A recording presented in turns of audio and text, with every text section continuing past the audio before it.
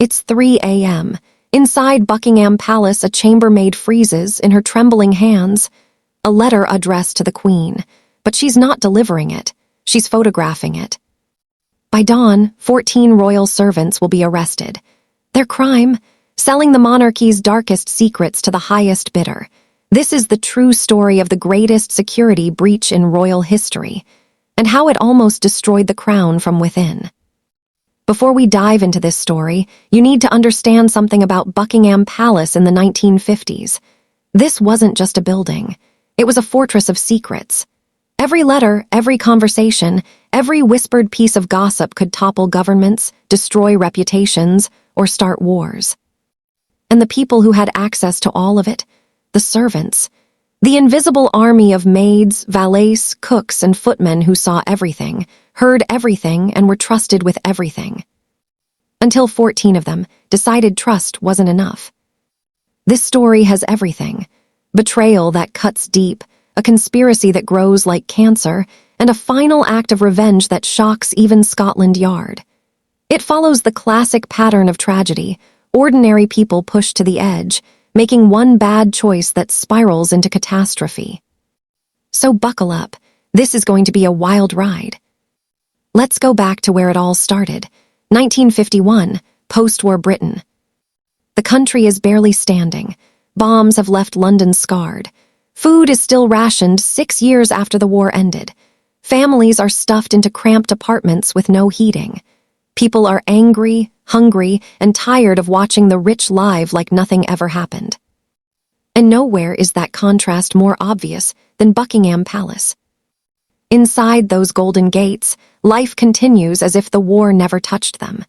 Crystal chandeliers, 5-course meals, servants in crisp uniforms maintaining a lifestyle most Britons can't even imagine. Among those servants is Sarah Adlington. 24 years old, born in the slums of Liverpool.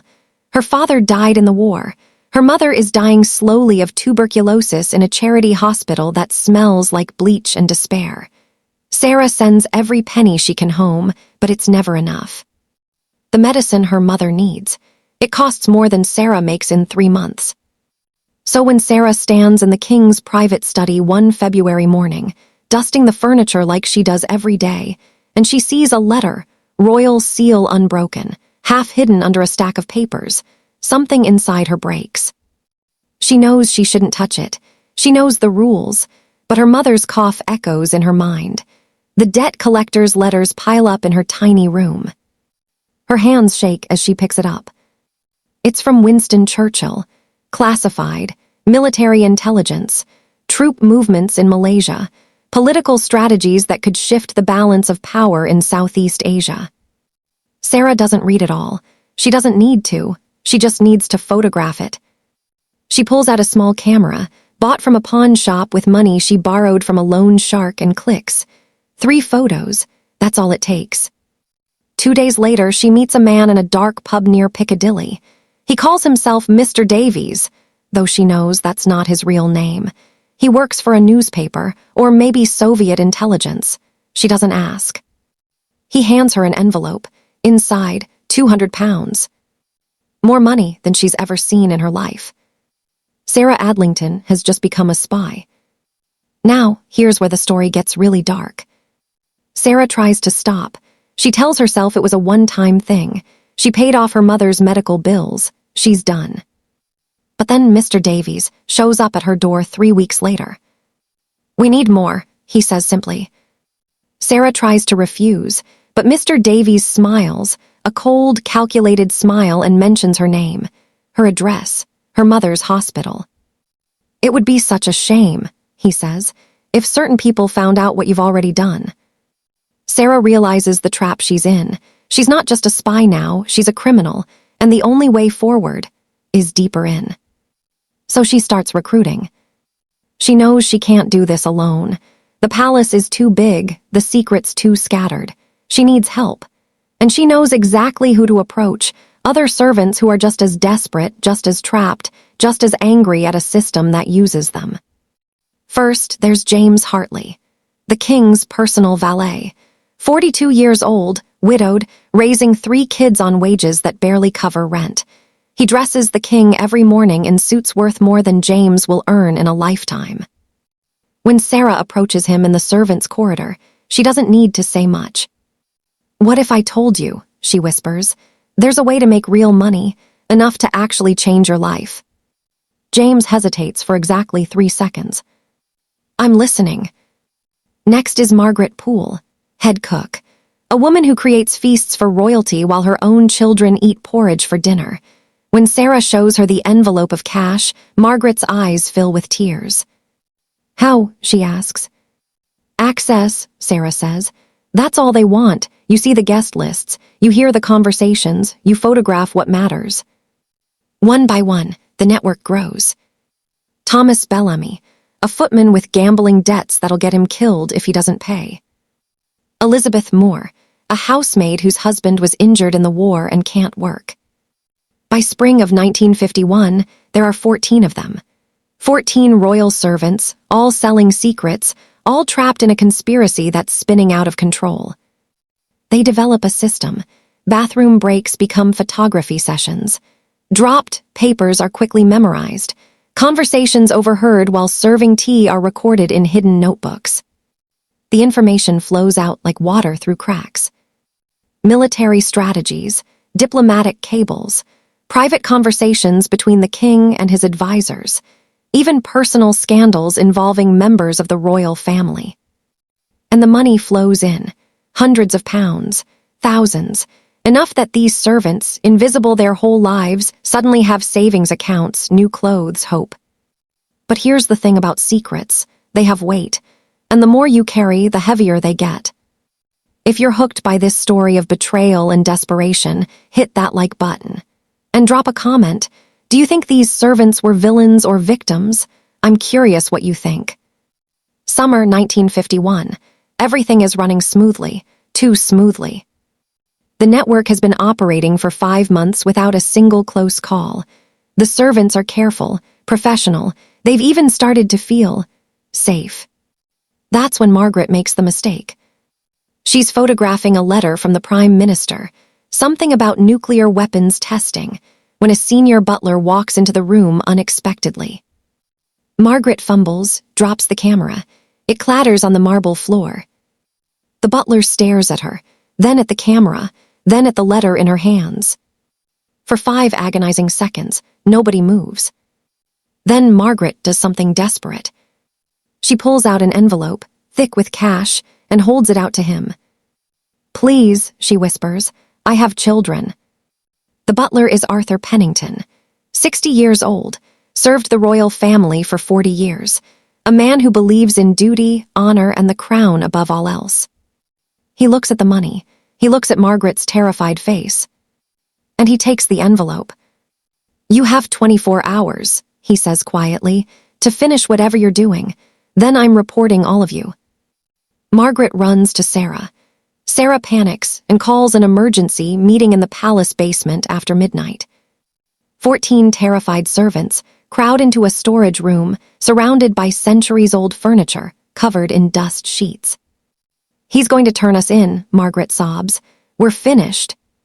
Thomas Bellamy stands up. "Not if we stop him first." The room goes silent. "What are you suggesting?" Sarah asks, though she already knows. "I'm suggesting," Thomas says slowly, "that accidents happen, especially to old men with bad hearts." Sarah feels sick. "We're not murderers." "We're already traitors," James says quietly. "What's the difference?" That night they take a vote. 7 vote yes, 7 vote no. Sarah has the deciding vote. She thinks about her mother, now healthy because of the money Sarah stole. She thinks about her own future, prison, execution, disgrace. She votes yes. But before they can act, Arthur Pennington does something none of them expected. He goes to his supervisor and reveals everything, but not out of loyalty. Out of revenge. Because Arthur Pennington has his own secret. 15 years ago, he was passed over for a promotion. Humiliated.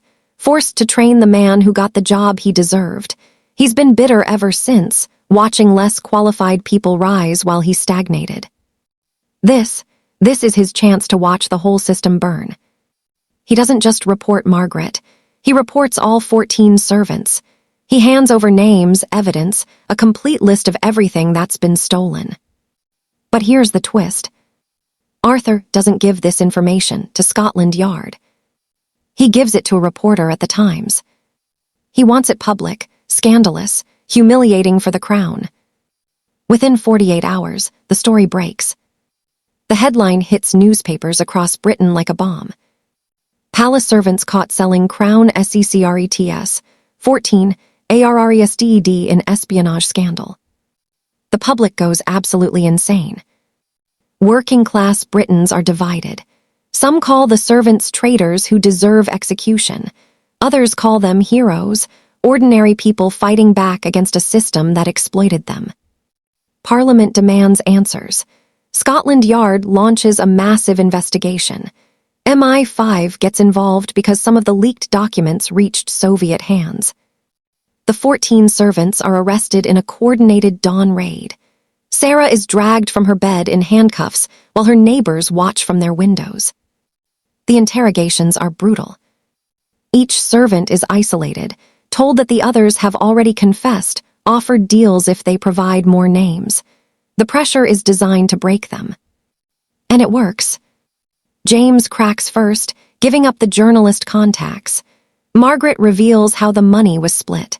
Thomas admits to the worst of it, documents related to nuclear weapons that were sold to foreign agents. But Sarah refuses to break. Not because she's brave, but because she's already made peace with what's coming. During her interrogation, a detective leans across the table and asks her, "Was it worth it?" Sarah looks him in the eye. "My mother is alive," she says simply, "so yes." The trial is a media circus. Cameras outside the courthouse. Protesters on both sides, some demanding execution, others demanding mercy. The prosecution paints them as traitors, spies, enemies of the state who endangered national security for personal gain. The defense argues they were victims, underpaid, overworked servants exploited by a system that offered them no other options. The jury deliberates for 6 days. The verdict, guilty on all counts. The sentences are harsh. Sarah gets 15 years, James gets 12, Margaret, because she had children, gets 8, Thomas, because of the nuclear documents, gets 20. The others receive sentences ranging from 5 to 10 years. But here's the part that makes this story truly tragic.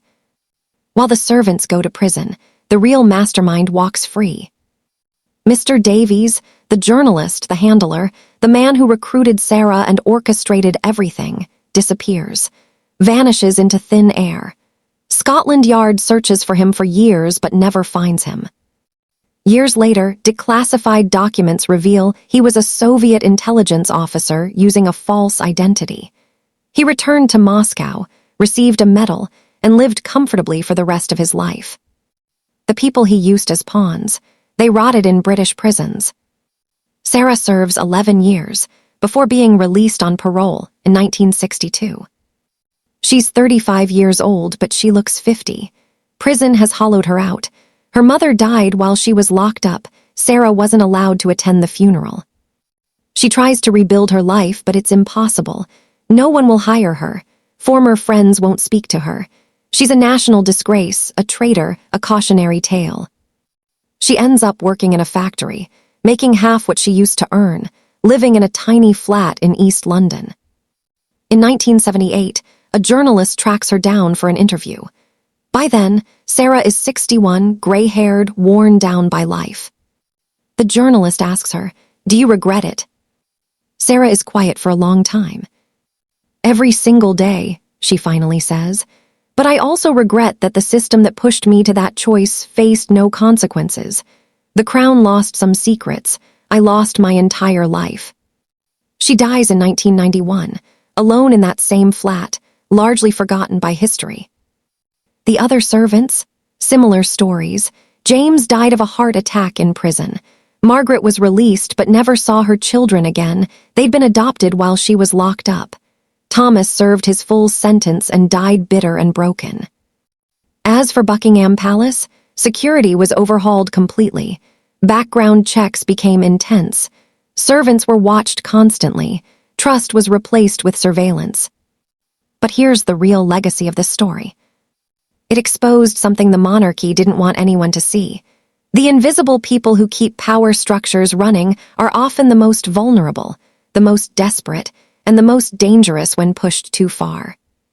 The servants weren't Bond villains with grand plans for world domination. They were ordinary people who made terrible choices when the system offered them no good ones. And that's what makes this story so haunting. 14 royal servants, caught spying, secret letters leaked, lives destroyed. Were they traitors or victims, criminals or casualties of inequality? History has judged them harshly, but maybe it's time we look deeper. If this story made you think, please hit that subscribe button and turn on notifications. We've got more untold royal scandals coming your way. And let me know in the comments, what would you have done in Sarah's position? Because the scariest part of this story isn't that it happened. It's that it could happen again.